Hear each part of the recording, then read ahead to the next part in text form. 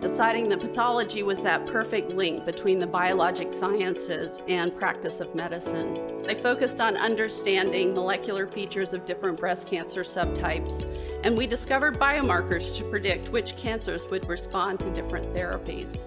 On the clinical side, I got to see phenomenal progress in breast cancer treatment. And when I first arrived at Sibley, the Kovlers had donated a video microscopy system that we used to share difficult cases remotely across the 3 NCR hospitals and with pathologists at Johns Hopkins Hospital. Without the Kovler support, we would not have been able to become the integrated pathology department that we now are. I look forward to sharing updates with you each year as we find advances in breast cancer research.